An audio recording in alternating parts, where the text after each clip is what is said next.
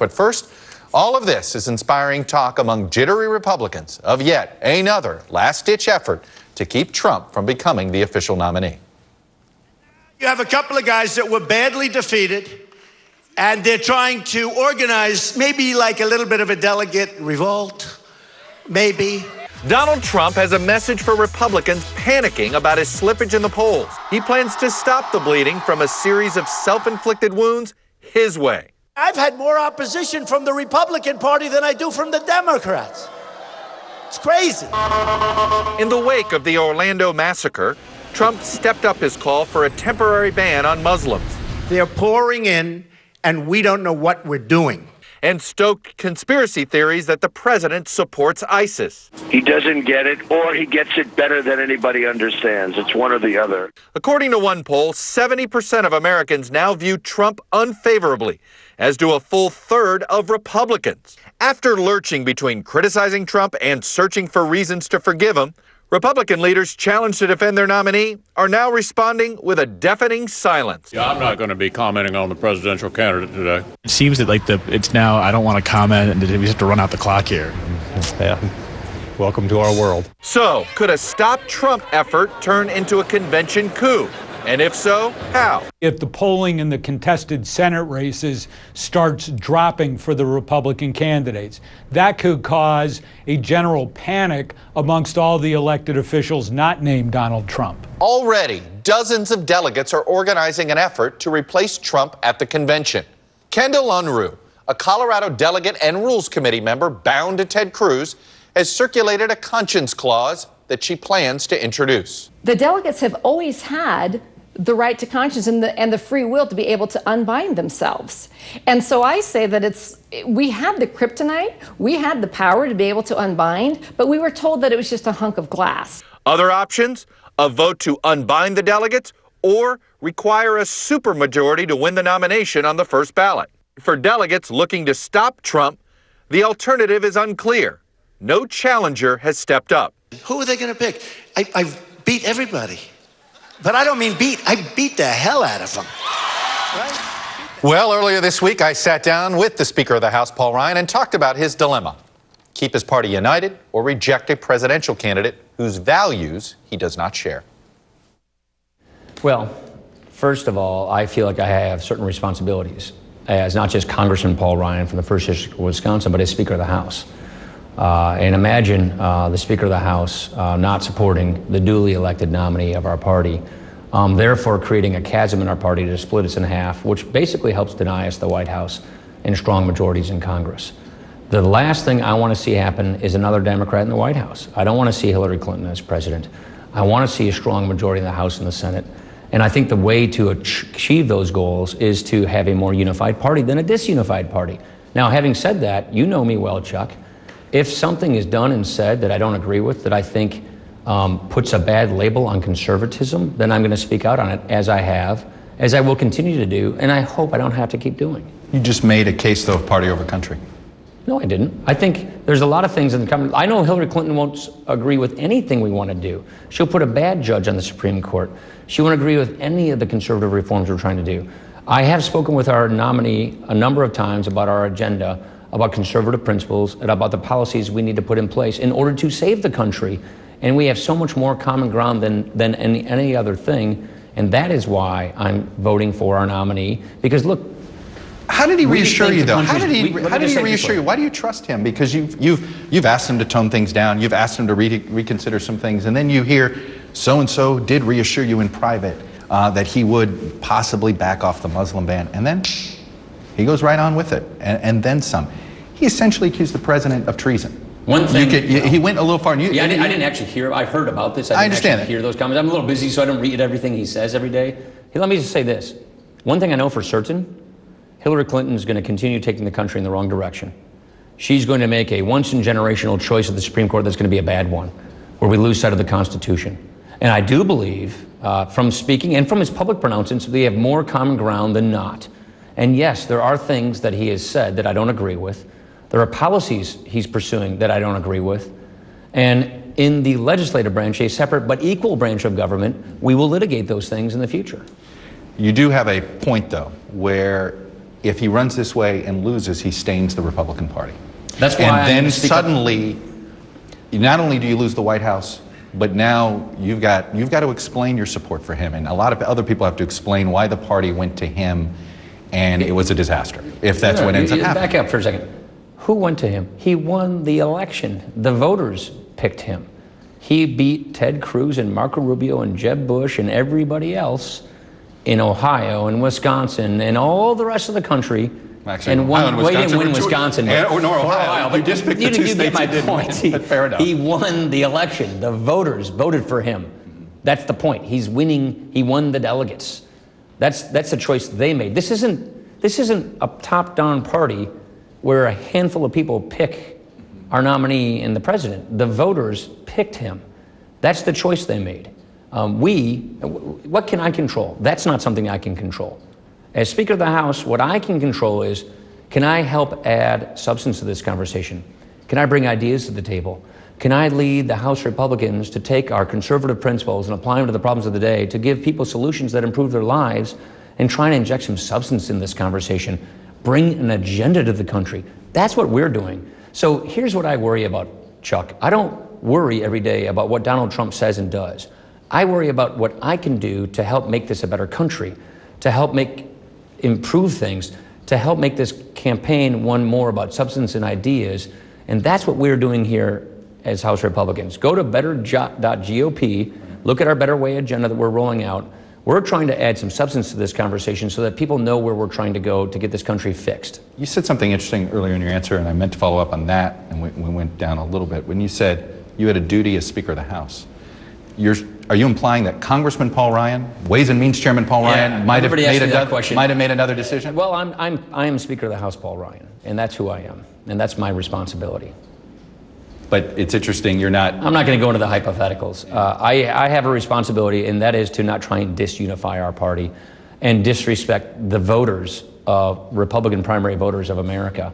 And what I can control is, can we add ideas? Can we add solutions? Can we bring substance to this conversation? The kind of election that I really want to have, that I wish we had in 2012 and in prior years, is give the country a clear choice. Do you think you're going to get that election? Well, I think we can help. I think we here in the House can help, and that's what we can control. Are we offering substance and solutions, principles and solutions? Yes, we are, and that's what we can control, and that's what we're going to continue doing. You do have a role at the convention as convention chairman. You had doubts about whether to support Trump. You took a month to make that decision. Shouldn't delegates, if they're having second thoughts about it, have an opportunity to express that second thoughts and be unbound, and let the will of the convention decide for sure that they want them? That's not my place to decide. My place, as because of, again, this role I have, which I feel has very important responsibilities, is to call balls and strikes and just play it by the rules. So it is not my job to tell delegates what to do, what not to do, or to weigh in on things like that. They write the rules, they make their decisions. All I want to make sure is it's done above board, clearly, honestly, and by the rules. So I see my role now, given that he's got the plurality, he actually won, is pretty much a ceremonial position. But the last thing I'm going to do is weigh in and tell delegates what to do, how to do their All right, but I guess, so if they decide to change the rules, and which is they can do, you're comfortable with however they change the rules? You're asking the wrong person. You should ask the party. You should ask Reince Priebus. You should ask the delegates. I think the Rules Committee meets the week before, something like that. But if you have an opinion on this, it matters to them. My opinion is not relevant here. I'm not going to tell the delegates how they should do their jobs because I am chair of the convention. As you know, there's a ton of prominent Republicans that said they're not going to do it. Governors of Maryland and Massachusetts. You know the handful of senators, whether it's Senator Sass, Senator Graham. Do you think it is that members in the House Republican Conference follow your conscience? If you don't want to support them, don't do it? I'm not going to tell. Oh, absolutely. The last thing I would do is tell anybody to do something that's contrary to their conscience. Of course I wouldn't do that. Look, believe me, Chuck, I get this. This is a very strange situation. This is a very unique nominee. But I feel as a responsibility, institutionally, as the Speaker of the House, that I should not be leading some chasm in the middle of our party, because you know what I know that will do? That will definitely knock us out of the White House. Party's already divided. I guess, well, it's divided, and I'm not going to tell somebody to go against their conscience. What I think I can control and what I think I can do is to help unify us around ideas, around principles, and give the country a better agenda, a better way, solutions, That's in my control. That's what we're focused on here in the House. And all these things you're asking me about are things outside of my control that I just can't spend my time worrying about. All right, let me go another direction. What can he do to make you more comfortable supporting Donald Trump? Well, heck, I've said this a lot. Run a campaign we can all be proud of. Run a campaign that's inclusive and aspirational. Look, you know me, I'm a Jack Kemp guy. I believe in Ronald Reagan, Jack Kemp, aspirational politics. I believe that if we want to be successful, and I don't like identity politics, no matter who plays it. Let the left play identity politics. That's their currency. As conservatives, according to our principles, we believe in unifying people. We believe in aspiration. We believe in taking an agenda to the country and giving people a better path forward and then implementing that. That's the kind of uplifting, optimistic, inclusive tone, tempo type of campaign that I believe we should have, that I think works and wins and is the right thing to do. Why hasn't he done it yet? And you're going to have to ask him that question. Do you think he can do that? Do you think Sure, it's I think in he can. him? The question is whether he chooses to do so or not.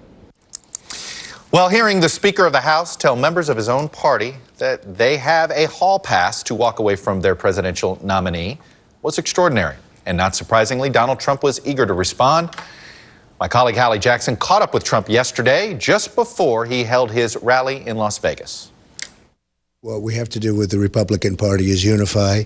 I hope to see Speaker Ryan focusing on the budget. It's a big job to get the budget down the way it should be. And other than that, I have no view on it. I mean, it doesn't bother you the most powerful Republican in Congress isn't telling his people to fully back the presumptive nominee? I don't know that that's what he's saying. He has endorsed me, and I tell you, you see the crowds I'm getting. You saw last night in Houston. You see today in Nevada. I think we're going to do very, very well. You told me recently that your campaign hasn't even really started yet. We really haven't started. We start pretty much after the convention, What's during and taking after. so long? Why wait? Oh, well, I'm doing well. She has a head start, but I've raised a lot of money for the party. We're doing very well. Millions of dollars just this weekend. Not as much as her. I don't think we need, frankly, as much. And she's selling herself to Wall Street, and the Wall Street fat cats are all putting up a lot of money for her. And I don't even want that kind of money. What I'm doing is, and I don't think we need that money. I don't think I need that money, frankly. I mean, look what we're doing right now. This is like a commercial, right? Except it's tougher than a normal commercial. Look, we're going to raise a lot of money. I've raised a lot of money this weekend. I'm raising it for the Republican Party. I mean, I'm doing a good job. If you look at Reince, he'll say that we have done an amazing job in a very short period of time. I think we're going to have a great convention. And I think we're going to go on to a great victory. It would be nice if the Republicans stuck together.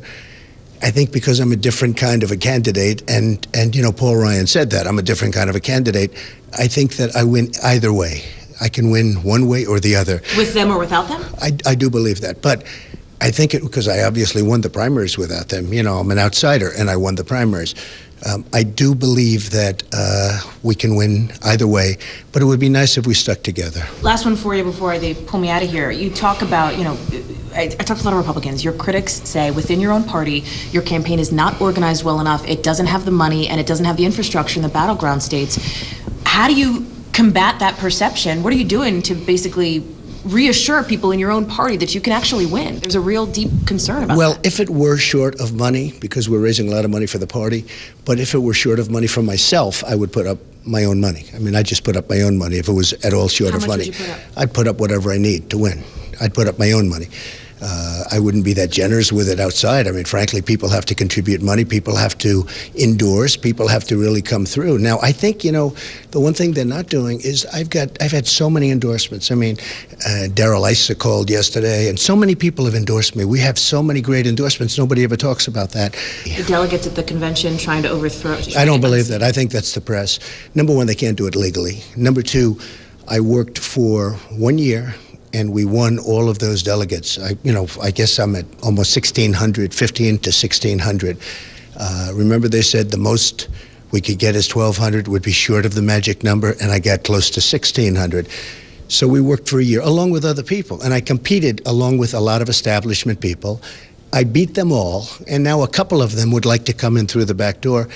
It's awfully hard when I win, what did I win, 37 or 38 states? So I win 38 states, and somebody else won none, and they're going to be the nominee? I don't think so. Coming up,